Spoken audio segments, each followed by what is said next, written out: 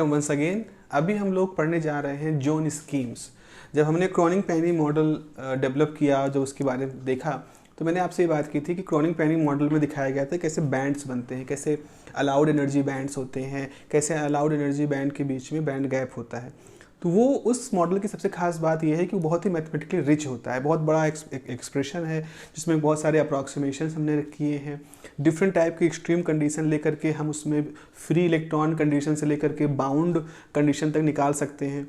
तो इतना mathematically rich है, और मैथमेटिकली रिचनेस की वजह से उसमें हम बहुत सारे डिफरेंट पॉसिबिलिटीज़ भी देख सकते हैं कि अगर हम इस चीज़ को ऐसे देखना चाहें तो कैसे मैथमेटिक्स दिखाएगी। This is the importance of the क्रॉनिक-पेनी मॉडल। उसने हमको फ्रीडम दे दिया, हमको हर चीज़ अज्यूम नहीं करनी है, हमें हर चीज़ मेमोरी या अजम्पशन पे नहीं रखना है या इमेजिनेशन पे नहीं रखना है। We have mathematics and just solve it and get the result, जैसा कि आप अपना देख सकते हो।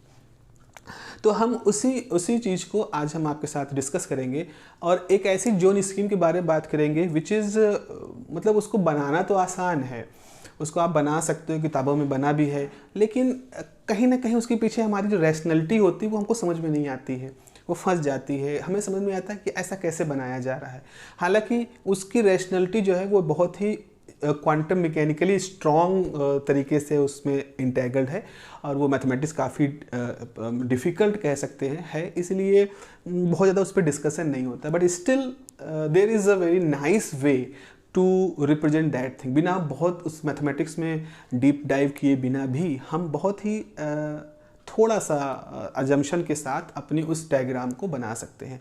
सो today I will try to cover the first zone scheme, that is the periodic zone scheme. अब इसके पीछे के लॉजिक, इसके पीछे की रैशनैलिटी की शुरुआत जो होती है वो क्रॉनिक-पेनी मॉडल के उसी आखिरी जो मैथमेटिकल एक्सप्रेशन होता है उसी से होती है। तो हमारे पास एक्सप्रेशन क्या था? हमारे पास एक्सप्रेशन था sine alpha A upon alpha A plus cos alpha A is equal to cos K A. ये हमारे पास एक्सप्रेशन था। चलिए हम यहाँ पर पहले लेते हैं कि मान लें सपोज़ हम एक ऐसी सिचुएशन में हैं जब हमारा P जो है स्मॉल है, मतलब हमारे पास क्या है, कोई मेटल है, कोई ऐसा एलिमेंट है जिसका साइज बड़ा है, तो वो जो इलेक्ट्रॉन है वो एटम के साथ बहुत ही स्ट्रांगली बाउंड नहीं है, सपोज़ ऐसा सोच लो, और इस वजह से वो पूरी तरह से पार्टिकल फ्री भी नहीं है, नियर टू फ्री है। मतलब फ्री होने का मतलब है कि P जीरो हो जाता, नियर टू फ्री का मतलब है P is not equal to zero but it is considerably in the smaller range. तो ऐसी स्थिति में क्या होगा कि हम P small quantity multiplied by this term, this whole thing become small, ये और भी स्मॉल हो जाएगा। And if you compare this cost term, अब यहाँ क्या है sine alpha upon alpha, because energy का टर्म है, तो ये एनर्जी का टर्म है, ये अगर एनर्जी कुछ आपने ली है, एनर्जी कुछ ना कुछ होगी, लेकिन वो डिनोमिनेटर में है तो इस फैक्टर को छोटा कर दे रही है। आपने P को छोटा कहा है, ये कंडीशन कि P is not equal to zero but it is in the smaller range. तो ओवरऑल क्या हो गया कि इस पूरे टर्म को हम निगलेक्ट कर सकते हैं, mathematically we neglect this term in comparison to this term. तो इस नियर टू फ्री अप्रॉक्सीमेशन हमारे पास क्या आ जाएगा, cos alpha A is equal to cos K A. ठीक है, तो हम अपनी एक सिचुएशन ले लेते हैं, cos alpha is equal to cos K A. यहाँ से एक चीज़ आप और देखो, कॉस, अब हम यहाँ पर ये कह सकते हैं cos alpha is equal to cos A, but there is another way है कि अगर हम इसको ऐसे लिख दें, सपोज हमने कहा कि cos alpha A is equal to cos K A plus 2n पाई। ना, क्या ये एक्सप्रेशन गलत होगा? जवाब है नहीं, गलत नहीं होगा। क्यों नहीं गलत होगा? क्योंकि कॉस एक पीरियोडिक फंक्शन है। पीरियोडिक फंक्शन होने का मतलब है कि ये ऐसा है, अगर आपने कहा जैसे कॉस 0 0 होता है, फिर कॉस पाई -1 होता है, लेकिन कॉस 2 पाई अगेन 0 हो जाता है, मतलब कॉस 2 पाई यानी एक पूरा चक्कर लगाने के बाद अपनी ओरिजिनल वैल्यू को रिटेन कर लेता है। तो जो वैल्यू कॉस की 0 पे है वही वैल्यू कॉस की 2 पाई पे है, फिर वही वैल्यू कॉस की 4 पाई पे हो जाएगी। तो it is something like that कि अगर आप n की वैल्यू 0 रखोगे तो n की वैल्यू 0 मतलब cos alpha is equal to cos A. अगर आप n की वैल्यू 1 रखोगे तो जाएगा 2 pi, and cos 2 pi plus theta is cos theta, ये हम लोगों ने ट्रिग्नोमेट्री में पढ़ा है होगा। Cos 4 theta, 4 pi plus theta is again cos theta. तो हम यहाँ पर ये कहना चाह रहे हैं कि कॉस की चूंकि कोई यूनिक वैल्यू नहीं होती, चूंकि कॉस पीरियोडिक होता है, तो जो वैल्यू हम कॉस 0 पर देखेंगे वही वैल्यू हम कॉस 2 पाई पे देखेंगे। या हम देखें अगर कहीं कॉस थीटा लिखा है तो वो चीज़ कॉस थीटा प्लस 2 पाई होने पे भी वही चीज़ आएगी, कॉस थीटा प्लस 4 पाई होने पे भी वही चीज़ आएगी। This is the basic trigonometric nature. ऐसा कर दिया अगर आपने, तो मेरे ख्याल से इधर रखें, सॉरी इसमें ऐसा हमने कर दिया है, इसको ऐसा रखते हैं, ऐसे रखें, हाँ ठीक है, सही किया था। कॉस अल्फ़ा ए है, कॉस के ए और प्लस 2n पाई, ये कर दिया आपने।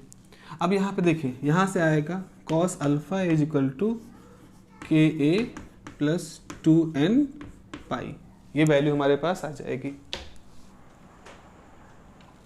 ठीक है, यहाँ पे हमारे पास कॉस की वैल्यू आ जाएगी।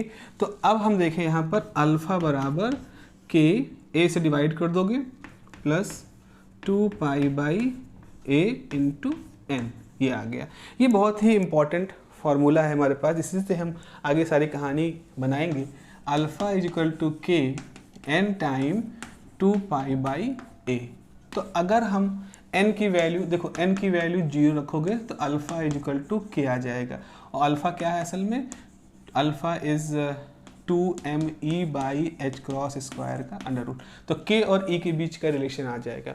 लेकिन अगर आप अल्फ़ा की वैल्यू n पे रखोगे तो 2 पाई बाई a प्लस के आएगा। इसका मतलब क्या है, इसका मतलब ये है कि अगर ये वाला ग्राफ ओरिजिन पे प्लॉट हो रहा था तो ये वाला ग्राफ ओरिजिन से 2 pi by A value shift होके प्लॉट होगा। ऐसे ही अगर हमने n की वैल्यू 2 रखी तो 4 पाई बाई ए प्लस के आया। इसका मतलब ओरिजिन से 4 पाई बाई ए पे आपका शिफ्ट हो जाएगा, ओरिजिन 0 0 से 4 पाई बाई ए पे शिफ्ट हो जाएगा। अब जो कि यहाँ पर हम प्लस माइनस भी यूज कर सकते हैं। ओके, सो यहाँ से आप एक देख रहे हो कि अगर अल्फ़ा इज इक्वल टू के एक पैराबोलिक डायग्राम होने वाला है, तो ये जो एक्सप्रेशन शो कर रहा है कि हम डिफरेंट n की वैल्यूज़ के लिए उस डायग्राम को चाहे पॉजिटिव डायरेक्शन में देखें चाहे नेगेटिव डायरेक्शन में देखें शिफ्ट कर सकते हैं। तो अभी तो ये मैथमेटिकल चल रहा है तो मे भी थोड़ा सा अनकन्वीनियंट हो इसको समझना, लेकिन अभी हम जब इसको ग्राफ के थ्रू बनाएंगे देन आई होप आप इसको और अच्छे तरीके से समझ पाओगे कि आखिर ये जो हम बना रहे हैं इसका मतलब क्या है। बस अभी आपको यहाँ पर ये देखना है कि जो एक्सप्रेशन था ये प्लस माइनस दोनों वैल्यू के लिए फुलफिल करेगा। तो हमारे पास ये प्लस माइनस दोनों वैल्यू आ जाएंगे और प्लस माइनस दोनों वैल्यू होने का मतलब है ओरिजिन के राइट साइड में भी वही चीज़ कर सकते हैं और ओरिजिन के लेफ्ट में भी हम वही काम कर सकते हैं। तो this is the purpose of this whole thing. So इस तरह से हम ये देख पा रहे हैं कि जो अल्फ़ा है यानी जो एनर्जी का टर्म है और जो के का टर्म है इसके बीच में इस तरह से 4 पाई ए 2 पाई ए, या अगर आप अल्फ़ा इक्वल टू के रखो तो जब ये पूरा टर्म 0 हो जाता है उसके लिए कुछ मैथमेटिकल एक्सप्रेशन निकल के आ रहे हैं। अब अगला सवाल ये है और ये भी है कि ये प्लस और माइनस दोनों साइड के लिए है। तो चलो इस चीज़ को अब हम एक डायग्रामेटिकली ही इसको वर्कआउट करते हैं। तो हमने ऐसा किया कि जो y एक्सिस है इसको रखा एनर्जी के लिए और जो k है उसको हमने k चूँकि मोमेंटम को रिप्रेजेंट कर रहा है, मतलब अगर ये हो कि what do you mean by k is representing the momentum of the electron because p is equal to h cross k formula होता है। सो k से हमारा मतलब है इलेक्ट्रॉन के मोमेंटम से है और e उसकी एनर्जी है। तो यहाँ पर हम एनर्जी मोमेंटम कर्व होता है, जैसा कि मैंने बताया भी इससे पहले क्लासेस में, e के कर्व हम ज़्यादा अच्छे से बेहतर तरीके से हमको इस सेमीकंडक्टर फील्ड में हमको आइडिया देता है, परसेप्शन हमारा क्लियर करता है। जैसे हम वेलोसिटी डिस्प्लेसमेंट कर्व देखते हैं या आप पोजीशन और वेलोसिटी का कर्व बनाते हैं, डिफरेंट टाइप के कर्व्स होते हैं। वोल्टेज करंट का कर्व बनाते हैं, टेम्परेचर एंट्रोपिक कर्व बनाते हैं, प्रेशर वॉल्यूम का कर्व बनाते हैं। तो जब हम अलग अलग स्ट्रीम पढ़ते हैं फिजिक्स की तो हम उसमें अलग अलग तरह के डायग्राम, अलग अलग तरह के कर्व को प्लॉट करते हैं और उनके टर्म में उन कर्व की मदद से हम अपने जो सिस्टम है जिसकी स्टडी कर रहे हैं उसकी एनालिसिस करते हैं। तो ऐसे ही हमारे इस सेमीकंडक्टिंग इस क्वांटम मैकेनिकल सिस्टम के अंतर्गत हमें इस तरह के कर्व से, इस तरह के ग्राफ से ज़्यादा जानकारी मिलती है, जिसमें कि हम एनर्जी और मोमेंटम यानी के टर्म में ग्राफ खींचते हैं। तो पहला ग्राफ हमारा ये है अल्फा इजिकल टू के, जब n की वैल्यू 0 थी। तो इस फॉर्मूले में जब आप n की वैल्यू 0 रखते हो तो अल्फ़ा और के के बीच में रिलेशन निकलता है, और अल्फ़ा इजिकल टू क्या है, √2m/h²। तो ये सब 2m/h क्रॉस ये सब प्रोपोर्शनल हो गया, तो अल्फ़ा प्रोपोर्शनल टू हो गया दिस इज √2me/h² प्रोपोर्शनल हो गया के। तो यहाँ से √e प्रोपोर्शनल हो गया के यानी e प्रोपोर्शनल हो गया k² के। तो ग्राफ कैसा होगा, पैराबोलिक कर्व होगा। तो हमारा पैराबोलिक कर्व कैसा हुआ, n बराबर 0 के लिए हम ये माने हमारा पैराबोला कुछ इस तरह से है, ये हमारा पैराबोला है। थोड़ा सा ग्राफ बना रहा हूँ मैं, तो इसको थोड़ा सा और थोड़ा फैलाना, थोड़ा स्टीपनेस ज़्यादा हो गया। ये this is our, I hope systematic बने। ये हो गया। अच्छा, जब आप n की वैल्यू 1 रखोगे तो अल्फ़ा इजिकल टू 2π/a के बनेगा। तो प्लस के लिए ले तो 0 है, तो मान लो ये π/a होगा, तो ये वैल्यू होगी 2π/a। तो अब की बार क्या हुआ, हम यहाँ पर एक लाइन रेफरेंस के लिए कह दे, और यही पैराबोला अब यहाँ शिफ्ट हो गया। तो अब हम इस पैराबोला को ऐसे बना रहे हैं,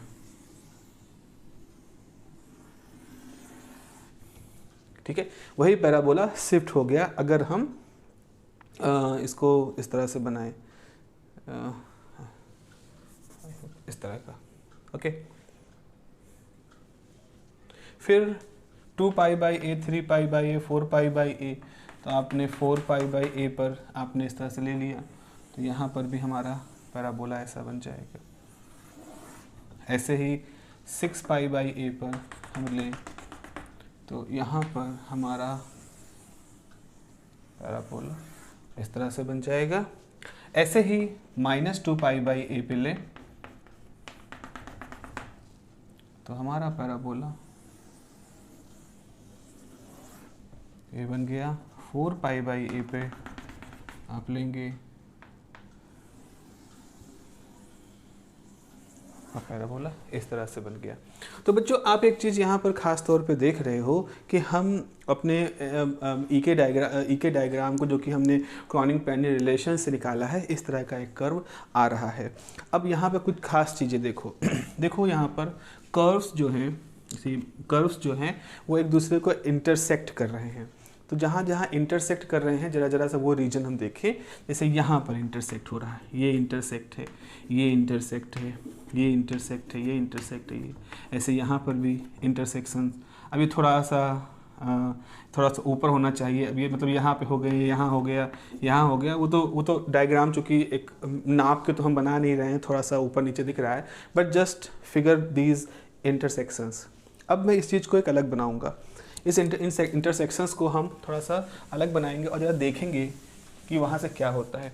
सपोज़ हमने कुछ ऐसा बनाया कि हमारे पास एक पैराबोला इस तरह का है जो बिल्कुल टच करता हुआ है 0 को, और एक पैराबोला जो है वो यहाँ से ऐसे करके आया है और जो इस तरह से यूँ है। तो जहाँ ये इंटरसेक्शन हो रहा है इस जगह पे क्या होगा, इस पर्टिकुलर पॉइंट पे क्या होगा। अब इसको प्रूफ करने के लिए एक थ्योरी है जिसे कहते हैं श्रोडिंगर्स पर्टर्बेशन थ्योरी, और क्वांटम मैकेनिक्स का एक टूल है। उस पर्टर्बेशन थ्योरी से ये दिखाया था इस चीज़ को लोगों ने कि यहाँ पर हम ऐसा कर सकते हैं। यहाँ पर इस जगह पर जो एक्चुअल इंटरेक्शन होगा, एक्चुअल इंटरेक्शन में ऐसा होगा, ये ग्राफ थोड़ा सा ऊपर उठ जाएगा और यहाँ पर एक बेंड आएगा और बेंड आकर के वो यहाँ से मिल जाएगा, और यहाँ पर भी एक ग्राफ ऐसे हो जाएगा और वो यहाँ से बेंड होकर के इधर चला जाएगा। तो इस पर्टिकुलर सेक्शन पे जहाँ इंटरसेक्शन हो रहा है, इस जगह पे क्या होगा, इस जगह पर कुछ ऐसा होने वाला है कि इस तरह से फिगर उठेगा, हल्का सा उठ जाएगा। यहाँ अभी 0 पे है, हल्का सा उठेगा फिगर, और फिगर उठ करके इस तरह का रूप ले करके आगे चला जाएगा, फिर इस तरह का रूप ले करके आगे चला जाएगा। और ये वाले जो फिगर हैं वो भी ऐसे होंगे कि इस तरह से हो करके यूं इस तरह से मिलेंगे और फिर यूं जा करके फिर इस तरह से मिलेंगे और फिर इस तरह से आगे बढ़ेगा। तो जहाँ जहाँ इंटरसेक्शंस हो रहे होंगे, ये जहाँ जहाँ इंटरसेक्शंस हो रहे होंगे वहाँ पर इस तरह की शार्पनेस ख़त्म हो जाएगी और इस तरह का वेरिएशन आएगा। तो आप सोच सकते हो अगर इस चीज़ को हम इसी चीज़ को यहाँ पर सिंप्लीफाई कर दें तो ये सारे रीजन्स ऐसे बन जाएंगे, ये सारे रीजन्स इस तरह से बन जाएंगे और यहाँ थोड़ा गैप आ जाएगा तो ये रीजन ऐसे बन जाएंगे, यहाँ बेंड हो जाएगा, यहाँ गैप रहेगा, यहाँ बेंड हो जाएगा, यहाँ उड़ जाएगा, यहाँ बेंड हो जाएगा, यहाँ उड़ जाएगा, यहाँ बेंड, यहाँ उड़ जाएगा, इस तरह से। तो आप देख रहे हो जहाँ जहाँ इंटरसेक्शन हुए हैं वहाँ दो एनर्जी वैल्यू, चूँकि ये इंटरसेक्शन एनर्जी वैल्यू को दे रहे हैं तो एनर्जी वैल्यू जहाँ इंटरसेक्ट करेंगी वहाँ एक तरह से कह लो एक दूसरे को न्यूट्रलाइज सी कर देंगे, कुछ स्टैंडिंग वेव एक दूसरे को न्यूट्रलाइज जैसे कर दे रही वैसा कुछ हो जाएगा और हमारे पास जो ग्राफ होगा वो कुछ अलग तरीके से बन के आएगा। तो मैं बस आपको ये समझाना चाहता हूँ कि जो हम डायरेक्टली एक डायग्राम देखते हैं, जो हम डायरेक्टली डायग्राम देख रहते हैं कि एक्सटेंडेड पीरियोडिक जोन के डायग्राम होते हैं, तो एक सवाल होता है कि आखिर डायग्राम बना कैसे। तो वो डायग्राम बना कैसे, उसके पीछे इसी तरह के आइडिया होते हैं। तो फाइनली आपने क्रॉनिंग-पेनी मॉडल से क्या पाया? क्रॉनिंग-पेनी मॉडल से हमने एक चीज़ पाई कि आप देख रहे हो ये जो इंटरसेक्शन हो रहा होगा, ये वाला जो हिस्सा होगा वो कहाँ हो रहा होगा, 2π/a और 0 के बीच में, यानी π/a पे। वैसे ये वाला जो हिस्सा होगा ये भी π/a पे होगा। तो अब मैं इन सब के, अब जैसे यहाँ पर भी इंटरसेक्शन होगा तो यहाँ इंटरसेक्शन होगा तो यहाँ ऐसे बन जाएगा और यहाँ इंटरसेक्शन होगा तो यहाँ ऐसे बन जाएगा। ऐसे ये इस तरह से उड़ जाएगा, थोड़ा सा ये इस तरह से हो जाएगा, ये थोड़ा उड़ जाएगा इस तरह से। तो यहाँ पर जो शार्पनेस है उस जगह पर एनर्जी कुछ अलग तरीके से बिहेव करेगी और हमारे लिए एक अलग तरह का डायग्राम बनाना शुरू कर देगी। तो फाइनली क्या होने वाला है, ये हमारा E है, ये हमारा K है, ये हमारा E है। तो हमारे पास क्या आने वाला है, इस तरह का आएगा, इस तरह से वैल्यू आएगी, ये वैल्यू आएंगी। अरे ये यहाँ से बिल्कुल छुएंगी नहीं ज़मीन को, उस तरह से टच नहीं करेंगी, बट इस तरह से आएंगी। गड़बड़ कर दिया ना मैंने, 0 पे। ओके ओके ओके ओके, थोड़ा सा फिर से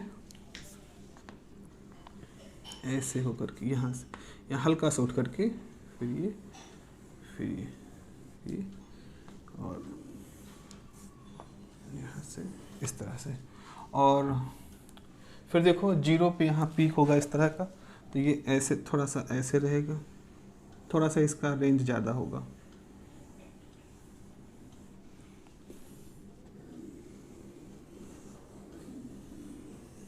इस तरह से। तो यहाँ पे आप देख रहे हो इनके बीच में एक ऐसी एनर्जी वैल्यू एग्जिस्ट कर रही है, ये एक ऐसी एनर्जी वैल्यू एग्जिस्ट कर रही है, इसकी जो पूरी एनर्जी वैल्यू एग्जिस्ट कर रही है इसी को हम बैंड गैप कहते हैं, फॉरबिडन बैंड गैप। ये एक दोनों के बीच में गैप है जो इन इंटरसेक्शन की जगहों पे बन रहा है। ऐसे ही अगर हम इस वाले को देखें, ये जो थोड़ा लंबा सा हो रहा है तो यहाँ ऐसा बनेगा।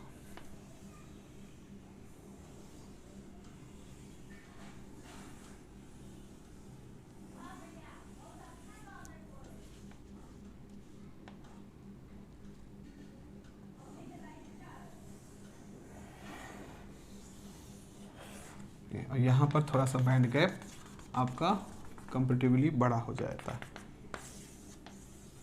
ये हो गया। फिर इसी तरह से यहाँ अब देखो ये पहले इतने रीजन में था, थोड़ा सा लार्जर रीजन है, थोड़ा और लार्जर रीजन है, और फिर आप देखोगे तो ये और इस तरह के लार्जर रीजन्स बनने शुरू हो जाएंगे, ये इस तरह से। तो ये जो तरीका है, यहाँ पर भी हम क्या दिखा रहे हैं, यहाँ पर भी हम आपको ये एनर्जी वैल्यूज़ हैं, अलाउड एनर्जी वैल्यूज़ हैं, उनके बीच में ये नॉट अलाउड एनर्जी वैल्यू है, फिर ये अलाउड एनर्जी वैल्यू है, फिर नॉट अलाउड, फिर अलाउड, फिर नॉट अलाउड। तो हमने क्रॉनिंग-पेनी मॉडल में जो हमने तरीके दिखाए थे आपको, एक जस्ट कि बैंड गैप बनते हैं, उसी चीज़ को एक और तरीके से रिप्रेजेंट किया गया। क्योंकि यहाँ पीरियोडिसिटी आप देख रहे हो तो इसे कहते हैं periodic zone scheme.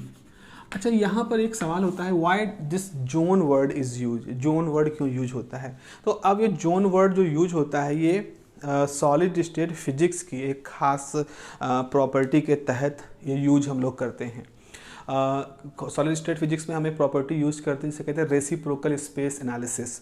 Reciprocal space analysis में क्या होता है कि हम जो भी एनालिसिस कर रहे होते हैं उसको एक फूरिये स्पेस में ले जाते हैं। अब थोड़ा सा मैथमेटिकल में हो रहा हूँ यहाँ पे आपको बताते हुए, तो जब हम फूरिये स्पेस में ले जाते हैं तो वहाँ जो डायमेंशन होती है वो डायमेंशन डायरेक्ट स्पेस का रेसिप्रोकल हो जाता है। तो डायरेक्ट स्पेस में अगर हम दो बिंदुओं के बीच की दूरी को a नापते हैं तो रेसिप्रोकल स्पेस में वही जो दूरी होती है वो 2 पाई बाई a हो जाती है। तो जैसा कि यहाँ पर आप देख रहे हो 2 पाई बाई a के टर्म में हम ये बात कर रहे हैं, 2 pi by a, pi by a, तो इसको माना जा सकता है कि ये सारे जो पैरामीटर हैं ये रेसिप्रोकल स्पेस के हैं। अब तो मतलब कुल मिला के हम एक मैथमेटिकल स्पेस की बात करें, ऐसा कोई रियल स्पेस नहीं होता है, इट्स अ मैथमेटिकल स्पेस। बस वहाँ पर जो कि फूरिये ट्रांसफॉर्म, फूरिये की एनालिसिस हो सकती है, तो मैथमेटिकली हम उस भाषा में कन्वर्ट करके वो सब करने के लिए मैथमेटिकली हम एक टूल की तरह से यूज करते हैं। तो जब हम रेसिप्रोकल स्पेस में जाते हैं तो वहाँ पर एक फंडामेंटल रीजन डिफाइन होता है। मतलब फूरियर स्पेस की प्रॉपर्टी में एक रीजन की बात होती है और उस रीजन में हमारी जो भी प्रॉपर्टी होती है वही प्रॉपर्टी बार बार रिपीट होती है। जैसे पीरियोडिक फंक्शन में हम क्या कहते हैं, जैसे पीरियोडिक फंक्शन में कहते हैं ये एक मेन फंक्शन है, इसी चीज़ को बार बार रिपीट कर दो, इसी फंक्शन को बार बार रिपीट कर दोगे तो आप पूरा वेव फॉर्म क्रिएट कर सकते हो। तो रेसिप्रोकल स्पेस में हम कहते हैं कि हमारे पास एक रीजन होता है, एक जोन होता है, उस जोन के अंदर जितनी एनालिसिस होती है अगर उसको आप कर लोगे तो फिर आपको वही एनालिसिस बार बार रिपीट होती हुई दिखाई पड़ती है। और इस फंडामेंटल जोन को हम बिलवा जोन कहते हैं या बिल्युइन जोन कहते हैं, जैसा भी प्रोनाउंसिएट करें तो उसको बिलवा जोन कहते हैं। अब वो जो बिलवा जोन होता है वो मैथमेटिकली उसका जो क्षेत्र होता है वो हमेशा पाई बाई ए, जैसे ये वाली जो वैल्यू है, ये जो वैल्यू है ये पाई बाई ए है और ये जो वैल्यू है ये माइनस पाई बाई ए है। तो जो माइनस पाई बाई ए से पाई बाई ए के बीच की जो दूरी होती है, जो क्षेत्र होता है रेसिप्रोकल स्पेस में, उसको बिलवा जोन कहते हैं। तो क्योंकि यहाँ पर क्या हो रहा है, एक पर्टिकुलर टाइप का बिहेवियर इस जोन में एग्जिस्ट कर रहा है, बिलवा जोन, और बार बार वही रिपीट हो रहा है। तो बिलवा जोन या रेसिप्रोकल जोन में चूंकि ये एनालिसिस हम मान सकते हैं हो रही है, जो कि उसके पैरामीटर वैसे हैं, इसीलिए इस पूरी स्कीम को, इस पूरे तरीके को हम जोन वर्ड यहाँ यूज करते हैं। ये जोन जो है वो असल में रेसिप्रोकल स्पेस के जोन की बात कर रहा है। ये मैं आपको क्यों बता रहा हूँ जब आपके सिलेबस में रेसिप्रोकल जोन है नहीं, वो सिर्फ इसलिए क्योंकि ये सवाल होते हैं जो कि समान रूप से हमारे दिमाग में आते हैं। एक वैज्ञानिक रूप से पढ़ने वाले और सोचने वाले व्यक्ति के मन में हमेशा शंकाएँ उठनी चाहिए और उन्हीं किसी शंका के लिए ये जवाब मैंने आपको दिया है। तो इस तरह से को हम जोन स्कीम कहते हैं। बिलवा जोन स्कीम के से मिलता जुलता एक यहाँ पर एनालिसिस दिख रहा है, तो this is called the zone scheme. तो उसके एनालिसिस के हिसाब से जितना कुछ यहाँ हो रहा है that is of more importance. तो ठीक है भाई, ऐसा करते हैं कि हम बाकी सारे हिस्से को यहाँ से हटा दें। Let us just remove this whole section, क्योंकि रिपीटिशन ही तो है। हमारे पास ये एक हिस्सा आ गया, एक पर्टिकुलर हिस्सा जहाँ पर हमने कुछ एनर्जी वैल्यू देखी, फिर बैंड गैप देखा, फिर एनर्जी वैल्यू, फिर बैंड गैप, फिर एनर्जी वैल्यू आपके पास देख लिए। और यहाँ पर ये एक किसी k की वैल्यू के लिए जिसकी वैल्यू 0 है, तो किसी k की वैल्यू पर हम ये एनालिसिस देख रहे हैं। ऐसा ही अभी देखा है कि हमारा एक और k पर यही सारा कुछ रिपीट होता हुआ दिखता है। तो k की अलग अलग वैल्यू पर हम इसी एनालिसिस को बार बार होता हुआ देखते हैं। इस तरह की स्कीम को हम कौन सा नाम देते हैं? इस तरह की स्कीम को हम नाम देते हैं पीरियोडिक जोन स्कीम। ठीक है, ये सारा कुछ डेवलप हो रहा था, लेकिन अब हो क्या रहा था कि और भी लोगों ने कुछ तरीके अपनाए, और भी लोगों ने कुछ अपने अपने हिसाब से मैथमेटिकल एनालिसिस करनी शुरू की। और उसमें से एक फिजिसिस्ट थे जिनका कि नाम था Paisley. If I am not pronounciating his name incorrect, so उनका एक बड़ा ही यूनिक किस्म का नाम था। आई थिंक डच थे या कौन से थे। हिज नेम वॉज पेसले, पेरल, हाँ पेरल। हिज नेम वॉज रूडी पेरल। रुडोल्फ पेरल नाम था, नोबेल लॉरेट रहे हैं रुडोल्फ पेरल। रुडोल्फ पेरल ने जब ये सारी एनालिसिस चल रही थी उस समय उन्होंने भी इसी दिशा में काम करना शुरू किया। और रुडोल्फ पेरल ने एक सोमरफील्ड का सजेशन था रिड्यूस इफेक्टिव मास का हम लोग पढ़ेंगे आगे। तो इफेक्टिव मास के जो कॉन्सेप्ट था उसको उन्होंने यूटिलाइज़ किया और यूटिलाइज़ करके कंपैरेटिवली एक दूसरे अप्रोच के तहत उन्होंने सारे एनालिसिस को एक्सप्लेन किया। एक तो हमने ये क्रोनिग-पेनी मॉडल की एनालिसिस से अभी जोन स्कीम निकाली थी, पीरियोडिक जोन स्कीम जिससे पहले बनाई थी।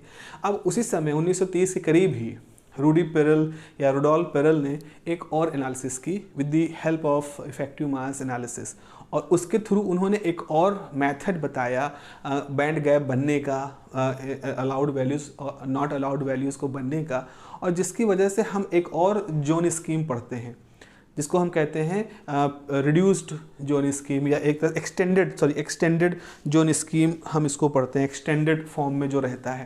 तो ज़रा उसको देख लेते हैं वो कैसे बनती है।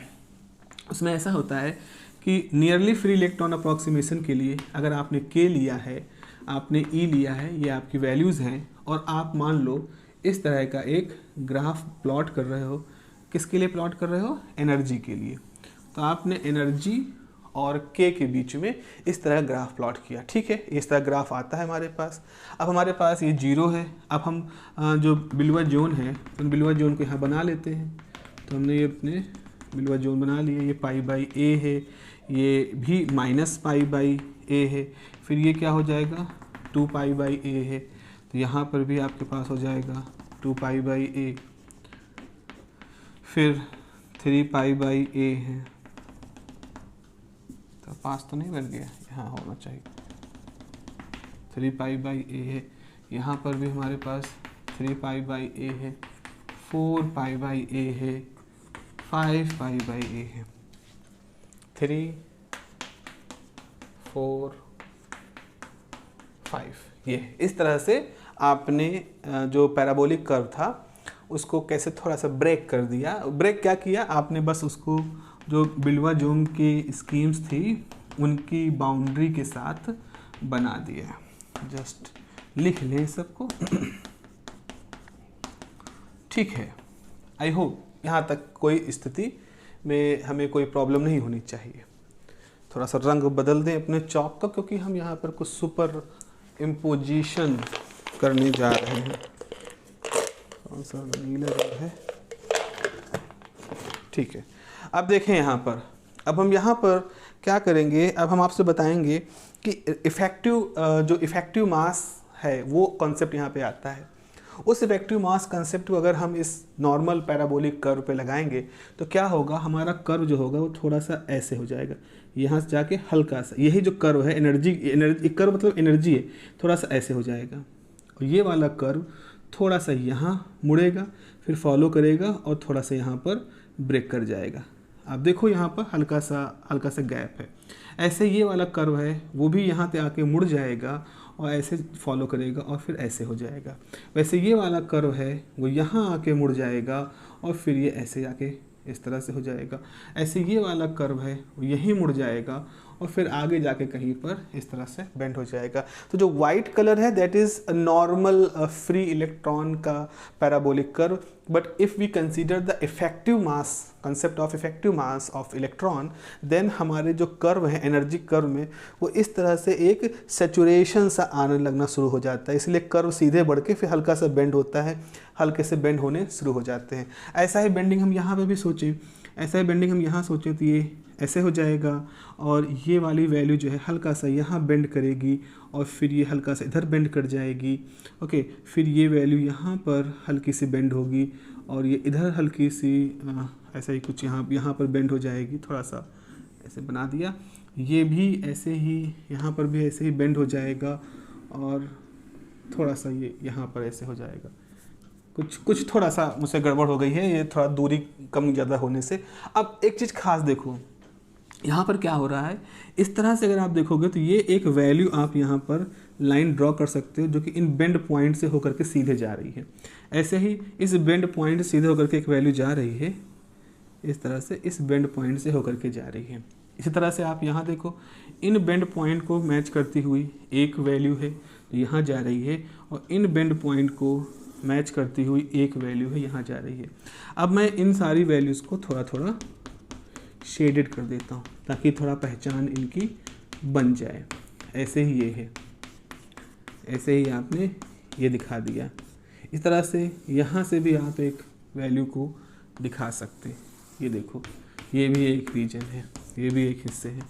तो इस तरह से रुडॉल्फ रूडी ने क्या किया, उन्होंने इफेक्टिव मास थ्योरी और क्वांटम मैकेनिक्स के कुछ प्रिंसिपल्स को यूज करके उन्होंने इस तरह का स्ट्रक्चर बनाया, जिसमें कि वो क्या दिखा रहे थे कि जो इफेक्टिव मास है उसकी वजह से थोड़ा थोड़ा बेंड हो जाते हैं, और बेंड होने के बाद जो पूरा स्ट्रक्चर होता है इसके बीच में कुछ बैंड गैप दिखने शुरू हो जाते हैं। So this becomes another way to represent the band gap, presence of band gap and the energy values. तो ये जो वैल्यू है एनर्जी वैल्यू है, ये एनर्जी वैल्यू है, ये बैंड गैप है, ये अलाउड एनर्जी वैल्यूज़ है। तो अगर हम नीले रंग से करें तो जो नीले रंग का है वो अलाउड एनर्जी वैल्यू है, और जो वाइट कलर से हमने शेडिंग किया है ये आपका फॉरबिडन एनर्जी वैल्यूज़ हैं। तो इस प्रकार से प्यारों आपने क्या देखा, आपने यहाँ पर सिर्फ एक तरह से चीज़ों को कंप्रेस होता हुआ देखा कि कैसे हम चीज़ों को एक मतलब कंप्रेस तो नहीं होता हुआ देखा, आपने देखा कैसे हम एक और तरीके से उसी क्रॉनिक पेनी मॉडल वाली चीज़ को यहाँ पर बनता हुआ देख सकते हैं। अप्रोच का अंतर था, पेरलेस के रूडी की अप्रोच अलग थी और क्रॉनिक पेनी की अप्रोच अलग थी। तो this is another zone scheme. Now let us move to reduce zone scheme. Reduce zone scheme जो होती है वो अगेन उसी रेसिप्रोकल स्पेस वाले कॉन्सेप्ट को लेकर के आती है, जो कहती है कि जितनी भी तरह की एनालिसिस होती है जो अलग अलग जोन में की जाती है उन सारी एनालिसिस को हम फर्स्ट बिलियन जोन में कन्वर्ट कर सकते हैं। तो ज़रा सा आप इसको फिर से समझें, इसी चीज़ को मैं फिर से बना दूंगा। अभी यहाँ पर क्या हो रहा होगा, यहाँ पर ग्राफ ऐसा कुछ है, ये हमारे पास एनर्जी है, अभी हम वही एक्सटेंडेड जोन स्कीम पढ़ रहे हैं। तो ये हमारे पास इस तरह से ये वैल्यू हो गई, और ये कौन सा हिस्सा हो गया, ये हो गया पाई बाई ए, और ये हिस्सा हो गया पाई बाई ए। उसके बाद फिर ये हिस्सा है आपका 2 पाई बाई ए। तो 2 पाई बाई ए में आपका इस तरह से है, ये चीज़ ऐसे है। ऐसे ही इधर जो आपका 2 पाई बाई है वहाँ पर ये हिस्सा ऐसे है, मुड़ा हुआ है, बेंड है। उसके बाद फिर जो अगला है हिस्सा उसमें फिर इस तरह से बेंड है ये, और इसके पास भी जो हिस्सा है उसमें भी आपके पास इस तरह से बेंड है यहाँ पर। ठीक है, अब जरा समझें। अब यहाँ पर ये कह रहे हैं कि जो जितनी भी आपके पास, अब देखो मेन बिलियन जोन ये है, ये उसके बाद के जोन है, ये फर्स्ट मेन बिलियन जोन है, फर्स्ट बिलियन जोन है, ये सेकेंड थर्ड इस तरह से बिलियन जोन होते हैं। तो रेसिप्रोकल स्पेस कॉन्सेप्ट ये कहता है कि जितनी भी एनालिसिस आप किसी भी जोन में कर सकते हो उन सबको आप फर्स्ट बिलियन जोन में इम्पोज कर सकते हो, फर्स्ट बिलियन जोन में ट्रांसफ़र कर सकते हो। तो ज़रा सा इसको देखो, ये जो वैल्यू है, अगर हम इस पूरी चीज़ को जो यहाँ ये लाइन है, अगर इस लाइन को हम 2 पाई बाई ए शिफ्ट करें लेफ्ट में, इस तरह शिफ्ट करें कि फर्स्ट बिलियन जोन में आ जाए, तो जैसे ही आप इस पूरी चीज़ को 2 पाई बाई ए शिफ्ट करोगे, मतलब ये वाली जो लाइन अगर यहाँ आ जाएगी तो ये वाला कर्व इधर आ जाएगा। तो देखो जैसे हम इसको 2 पाई बाई ए शिफ्ट करेंगे तो ये लाइन आप यहाँ होती हुई मानो, और ये वाला फिगर कुछ ऐसे आ जाएगा, ये फिगर कुछ ऐसे आ जाएगा। कब होगा? जब ये 2 पाई बाई ए शिफ्ट होगा। सवाल है क्यों ऐसा शिफ्ट होगा? Because this is the property of reciprocal space कि हम सारे एनालिसिस को फर्स्ट बिलियन जोन में ट्रांसफ़र कर सकते हैं। ऐसे ही जो ये है हिस्सा -2 पाई बाई ए, इसको आप मान लो इधर शिफ्ट कर रहे हो, तो इसको जब शिफ्ट करोगे इस तरफ तो ये वाला हिस्सा अगर यहाँ आएगा तो ये ऐसे बन जाएगा। तो अब ये हट गए हैं, इसको तो हमने शिफ्ट कर दिया है, ये हमने शिफ्ट कर दिया, ये हमने शिफ्ट कर दिया, तो हमारा ये हिस्सा हुआ। इसको हमने शिफ्ट नहीं किया क्योंकि ऑलरेडी फर्स्ट बिलियन जोन में था। चलो इस चीज़ को देखो, अगर ये जो लाइन है, ये जो लाइन है कौन सी है? 3 पाई बाई ए। तो 3 पाई बाई ए को आप 2 पाई बाई ए शिफ्ट करो, यानी 3 पाई बाई ए में से 2 पाई बाई ए लाओगे तो यहाँ आ जाएगी। तो ये वाली जो लाइन है उसको आप यहाँ लाओ, तो जैसे ये लाइन यहाँ आएगी तो ये फॉर्मूला, ये जो कर्व है कैसे हो जाएगा? ये कर्व ऐसे हो जाएगा। सोचो ये लाइन अगर यहाँ आ गई तो यही पूरा फिगर यहाँ आ जाएगा, इससे टच करेगा, और वैसे ये लाइन अगर यहाँ आ जाएगी तो ये जो पूरा कर्व है तो वो आपका इस तरह से यहाँ आ जाएगा, इस तरह से आ जाएगा। ठीक है। तो अब हमें बहुत सारे जोन नहीं बनाने, अब इनको क्यों बनाया, जब इनको खिसका खिसका के हम ले आए हैं अपने मेन हिस्से में। इसी तरह से आगे जो होगा, इस इधर जो 4 पाई होगा वो तो 2 इंटू 2 पाई है भाई, इसके बाद 4 पाई है आएगा, वो तो 2 इंटू 2 पाई है। तो 2 इंटू 2 पाई मतलब 2 पाई टाइम 2 पाई को शिफ्ट करो, तो जैसे 2 पाई को शिफ्ट करोगे तो फिर से यहाँ से भी ऐसे ही जोन बन जाएंगे, और फिर जो 5 पाई होगा वो होगा 4 पाई शिफ्ट करो, तो वो फिर से इस तरह के आपके जोन बनने शुरू हो जाएंगे। तो हम यहाँ तक नहीं जाते हैं, हम इसी जगह पर रह जाते हैं। तो ये जो एनर्जी की वैल्यू, ये हाई एनर्जी वैल्यू, देखो यहाँ पर ये अलाउड वैल्यू जो है वो लोअर एनर्जी की है, ये कोई अलाउड वैल्यू है, ये कोई अलाउड वैल्यू है। तो यहाँ पर ये जो कर्व है ये किसको रिप्रेजेंट कर रहा है, उन इलेक्ट्रॉनों को जिनकी एनर्जी काफ़ी ज़्यादा है। तो ऐसे इलेक्ट्रॉन असल में हमने कैसे पहचान रखे हैं, ऐसे इलेक्ट्रॉन वो हैं जो कि कंडक्शन करते हैं, यानी जो फ्री हो चुके हैं। तो ये जो आपके पास एनर्जी, ये जो एनर्जी का पूरा रेंज है, this belongs to the conduction band. और ये जो एनर्जी है ये उन इलेक्ट्रॉनों की है जो कि बंधे हुए हैं, और इनको हम नाम दे रहे हैं वैलेंस बैंड। तो बच्चों इस तरह से हमने कुछ बैंड के बारे में बात करनी शुरू कर दी। आपने कहा सर बैंड कैसे बन रहा है, अरे भाई देखो खुद ही सोचो, यहाँ से यहाँ तक का मतलब है ये सारी एनर्जी वैल्यू पॉसिबल है। तो अगर यहाँ एक पॉइंट बनाओ तो उसके लिए एक लाइन ड्रॉ कर सकते हो, यहाँ एक पॉइंट बनाओ उसके लाइन ड्रॉ कर सकते हो, यहाँ पॉइंट बनाओ उसके लाइन ड्रॉ कर सकते हो। तो इस वैल्यू से लेकर के इस वैल्यू तक जितनी भी ये पॉइंट हैं उन सबको अगर आप यहाँ पे ड्रॉ करोगे, उन सबको बच्चों अगर आप यहाँ पे ड्रॉ करोगे, then what you find, you will find a complete band structure. ऐसे ही यहाँ पर जो लाइन है इसको यहाँ प्लॉट करो, यहाँ तक की लाइन यहाँ प्लॉट करो, तो इनको जब अगर आप ये सारी लाइनें एनर्जी की वैल्यू यहाँ प्लॉट कर दोगे तो व्हाट यू विल फाइंड एक बैंड पाओगे, दिस इज द बैंड। तो इसीलिए हम इस पैराबोला से रिप्रेजेंट होती हुई जितनी भी एनर्जी वैल्यू है उनके लिए हम असल में इस तरह एक पट्टी बना सकते हैं, that is the valence band. और यहाँ पर एक पट्टी बना सकते हैं कंडक्शन बैंड। तो इस तरह से अब इसको तो हम हटा दें क्योंकि ये तो फील्ड इलेक्ट्रॉनों का समूह है, तो आप इसको हटा दीजिए, यहाँ पे हटा दीजिए। बस अब आप देखें कि अब आपने एक नया तरीका खोज रखा है बैंड को रिप्रेजेंट करने का। अब आपको बैंड बनाने के लिए सिर्फ पट्टियाँ नहीं बनानी है, अब आपको क्या करना है, एक एनर्जी का कर्व लेना है, उसके बाद एक इस तरह का पैराबोला बनाना है फॉर दिस, एक इस तरह का पैराबोला बनाना है, उसके कर्व मुड़ी हुई लाइनों को मत दिखाओ, बस पैराबोला का सेक्शन देख लो। तो अगर आपने इस तरह का एक पैराबोला बनाया तो this parabola represented the conduction band, और ये एक पैराबोला बनाया तो it represented the valence band. So इस प्रकार से हमने जो स्कीम रखी है जिसमें कि शिफ्ट किया है, इसको रिड्यूस जोन स्कीम कहते हैं, बिकॉज हम बाकी के हिस्सों को रिड्यूस करके एक बिलियन जोन में कन्वर्ट कर दे रहे हैं। और साथ ही साथ हमने एक नया तरीका भी खोज लिया to represent the conduction band and valence band. This is very important, क्योंकि आप कोई भी स्टैंडर्ड किताब जब पढ़ोगे तो स्टैंडर्ड किताब में आपको इसी तरह से बैंड डायग्राम बनाए सिखाए गए होंगे, और अभी हम इसी के माध्यम से ही डायरेक्ट बैंड और इनडायरेक्ट बैंड भी बनाएंगे। तो this is a very standard kind of thing in the field of semiconductor, और ये बहुत ज़रूरी है, ये बहुत ही ज़रूरी है समझना कि कैसे सारा कुछ काम करता है। So I think this is enough for this particular section.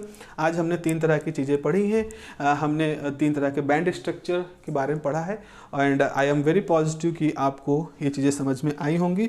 In case of any difficulty you are always free to comment and ask your queries.